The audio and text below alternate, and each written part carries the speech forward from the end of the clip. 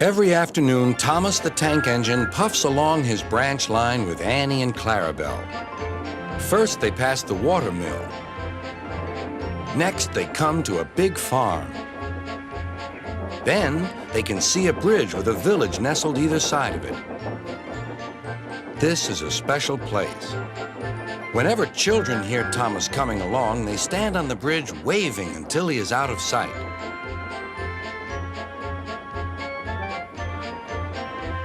One day, Thomas was running late. He had stopped at the signal before the bridge to talk to some new children. Percy the green engine was waiting too. "Hurry up, Thomas," called Percy when the signal dropped. "If you're late, Sir Topham Hatt may get a new engine to replace you."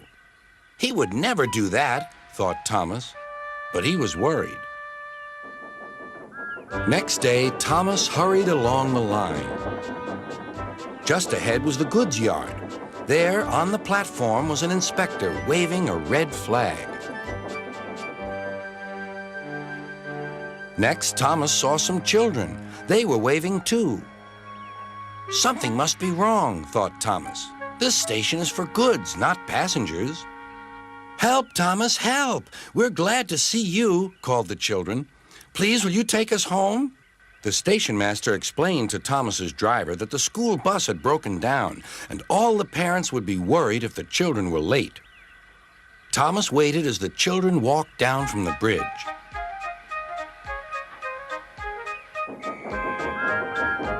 Then he took the children to the next station where Bertie was waiting to take them home. When Thomas finished his journey, he was very late. He was worried that Sir Topham Hatt might be cross with him. "I warned Thomas," puffed Percy to James. "He's been late one time too many. He'll be in trouble now." But next morning, when Thomas picked up his passengers, Sir Topham Hatt was nowhere to be seen.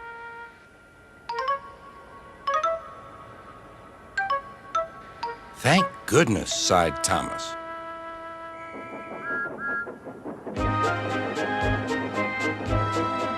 Thomas knows every part of his branch line.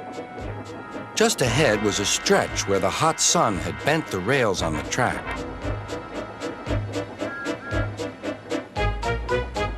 "Careful, Thomas," called his driver, but it was too late.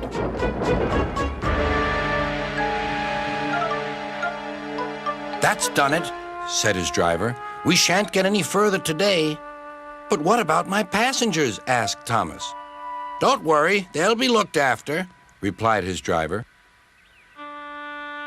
While workmen repaired the line, Thomas had to shunt freight cars in the yard. Bertie came to see him. "I understand you need my help again." "Yes, Bertie," replied Thomas sadly. "I can't run without my rails." Bertie set off to collect Thomas's passengers.